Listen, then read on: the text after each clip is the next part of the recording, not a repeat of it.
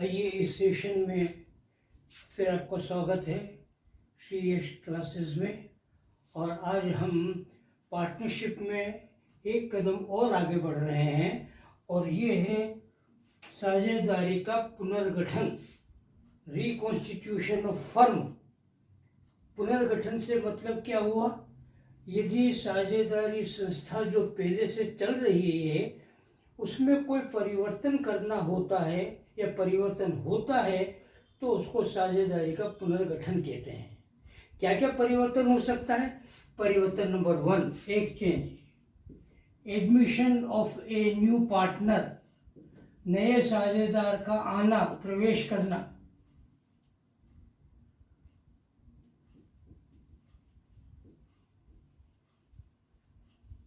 Number 2, outgoing of A partner,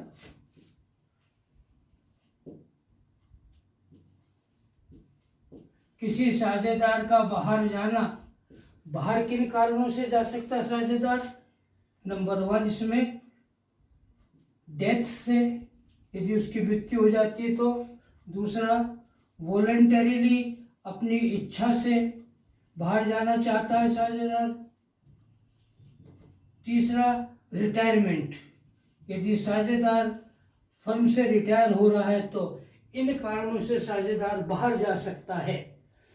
और तीसरा एक और कारण है रिकॉन्स्टिट्यूशन का और वो होता है आउटगोइंग, एडमिशन और इंसॉल्वेंसी। यदि फर्म दिवालिया हो जाए तो भी क्या होगा? ये कारण होते हैं जिनकी वजह से फर्म के कॉन्स्टिट्यूशन में परिवर्तन होता है। एक कारण और रह जाता है और वो है amalgamation of firm.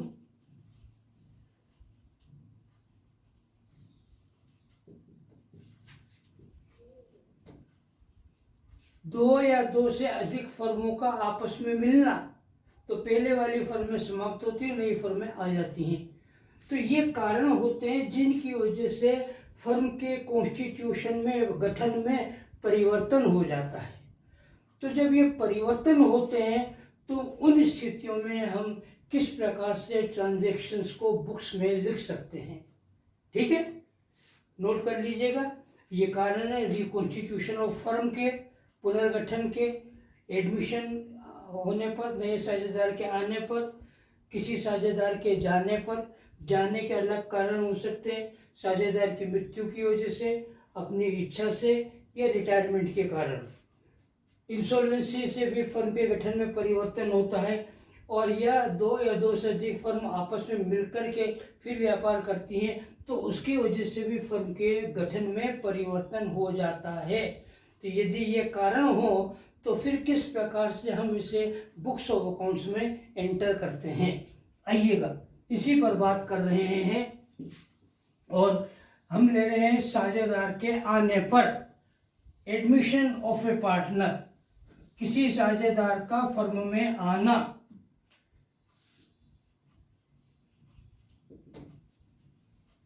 Admission of A partner, साझेदार का फर्म में प्रवेश करना। यदि कोई नया साझेदार किसी फर्म में व्यापार शुरू करने के लिए आता है तो उसके आने पर क्या प्रभाव पड़ेगा? ठीक है, आइए सबसे पहला प्रभाव नंबर 1 पर। प्रभाव ये होगा कि उनके लाभ हानि विभाजन के अनुपात में परिवर्तन आएगा। चेंज इन प्रॉफिट रेशो, लाभ के अनुपात में परिवर्तन होगा। यदि मान लीजिए A, B दोनों पार्टनर बराबर के साझेदार थे, C नया साझेदार आता है तो फिर उन साझेदारों को A, B को अपने हिस्से में से लाभ का हिस्सा नए पार्टनर को भी देना पड़ेगा। तो पुराने पार्टनर्स के लाभ का हिस्सा कम हो जाएगा और नए पार्टनर को चला जाएगा। तो इस वजह से नए पार्टनर के आने पर सबसे पहले प्रभाव पड़ेगा प्रॉफिट शेयरिंग रेशो पर, लाभ विभाजन के अनुपात में। रेशो 2 प्रकार के हो सकते हैं इसमें। नंबर 1, गेनिंग रेशो,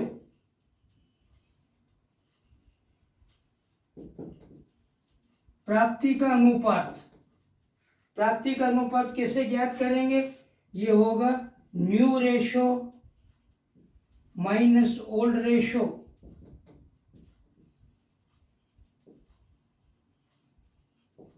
इस तरह से ज्ञात करेंगे उसे। दूसरा होगा सेक्रीफाइस रेशो, त्याग का अनुपात। ये इसका उल्टा हो जाएगा, रिवर्स एकदम, old ratio minus new ratio.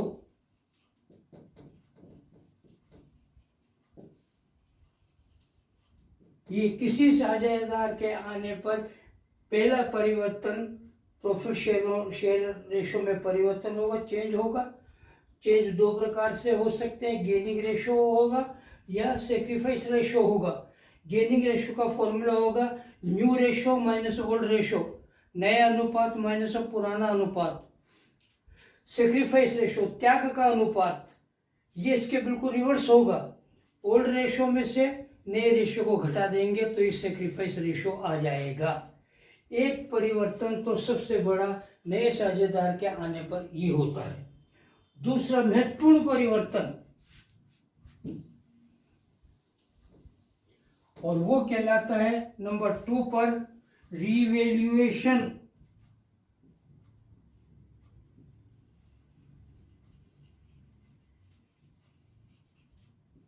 Of assets and liabilities।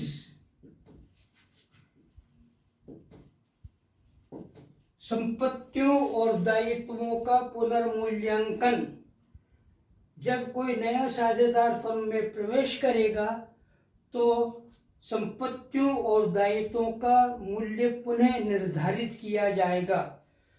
जरूरी नहीं है कि जो मूल्य पहले से बुक्स ऑफ अकाउंट्स में लिखे हुए हैं संपत्तियों और दायित्वों के, वही मूल्य प्रचलित हो, उनके मूल्य में परिवर्तन करना होता है। प्रश्न ये उठता है कि मूल्य में परिवर्तन क्यों करें? मूल्य में परिवर्तन इसलिए किया जाता है, कारण उसका सुन लीजिएगा, क्या रीजन है उसका मूल्य में परिवर्तन का। परिवर्तन का कारण ये है कि मूल्य में परिवर्तन के कारण हो सकता है साझेदारी फर्म को लाभ हो या हानि हो। तो जो लाभ या हानि जो कुछ भी होगा उसके लिए उत्तरदायी कौन होगा? नया आने वाले साझेदार या पुराने साझेदार पहले से चले आ रहे हैं, वो कौन उत्तरदायी होगा उसके लिए? इसलिए नए साझेदार के आने पर संपत्तियों और दायित्वों का पुनर्मूल्यांकन होता है। क्या पुनर्मूल्यांकन होता है? मान लीजिए आपने लैंड पहले खरीदी थी आज से 10 साल पहले 1 लाख रुपए की। आप जानते हैं कि उसकी कीमत आज बढ़कर के कितना गुना हो गई है। तो ये संपत्ति के मूल्य में वृद्धि हुई तो लाभ हो रहा है। इसके लिए उत्तरदायी कौन होंगे?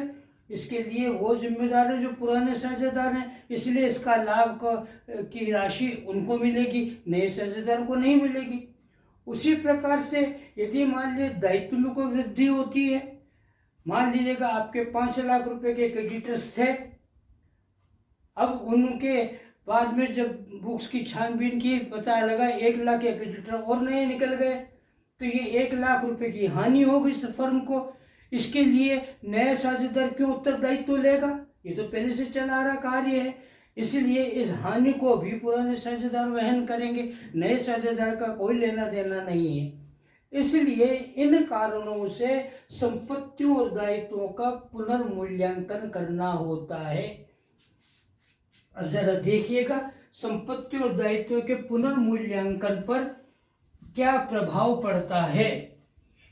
नए साझेदार के आने पर संपत्ति और दायित्वों का पुनर्मूल्यांकन हुआ और क्या प्रभाव हो रहा है। नंबर 1, ये इफेक्ट्स ऑफ रीवैल्यूएशन, पुनर्मूल्यांकन के प्रभाव। क्या प्रभाव आएगा?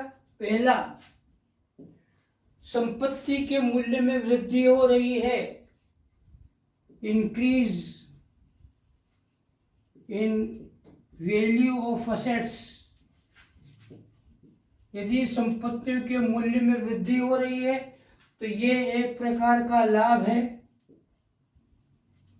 पुराने साझेदारों को जाएगा। और एंट्री होगी इस प्रकार से, assets account debit to revaluation account. ये संपत्ति के मूल्य में वृद्धि होने पर होगी। यदि मूल्य में वृद्धि हो रही संपत्तियों के तो ये एक प्रकार का लाभ है। और उसकी जनरल एंट्री होगी assets account debit to revaluation account. दूसरा, इंक्रीज इन लायबिलिटीज। यदि दायित्व में वृद्धि होती है तो क्या प्रभाव होगा, जरा देखिएगा। असेट्स में वृद्धि होने पर यह प्रभाव है, लायबिलिटीज में वृद्धि होने पर क्या प्रभाव आ रहा, बिल्कुल इसके विपरीत। और एंट्री हो जाएगी, ये एक प्रकार का लॉस है।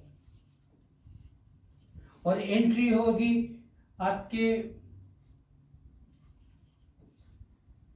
रिवैल्यूएशन अकाउंट डेबिट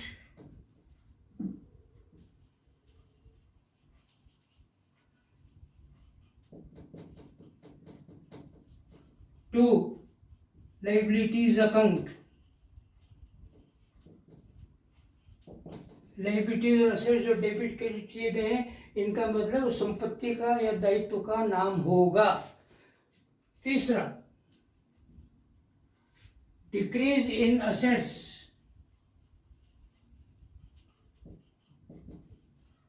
संपत्तियों में कमी होने पर क्या होगा, जरा चेक कीजिएगा। वही एंट्री होगी जो लायबिलिटीज की इंक्रीज होने पर होगी। ये एक प्रकार की हानि है, लॉस है। और एंट्री होगी रिवैल्यूएशन अकाउंट डेबिट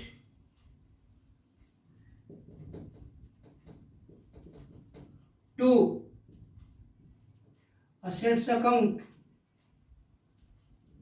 रिवैल्यूएशन को डेबिट करेंगे और संपत्ति का जो भी नाम होगा उससे उस खाते को क्रेडिट करेंगे। ये तीसरा, चौथा एक और रह गए, इनको उतार लीजिएगा। और या शॉर्ट लेना हो शॉर्ट ले लीजिएगा। फिर हम आगे बढ़ते हैं इसमें और किस प्रकार से इसके मूल्य में वृद्धि को, कमी को आगे बताते हैं। आइएगा, चौथी स्थिति,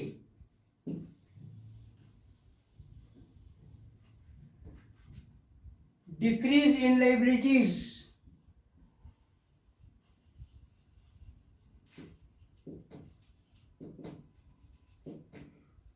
दायित्व में यदि कमी होती है तो ये एक प्रकार का लाभ है,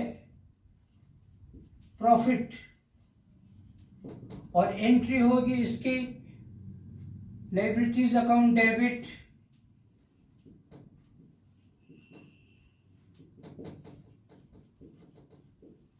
टू रिवैल्यूएशन अकाउंट।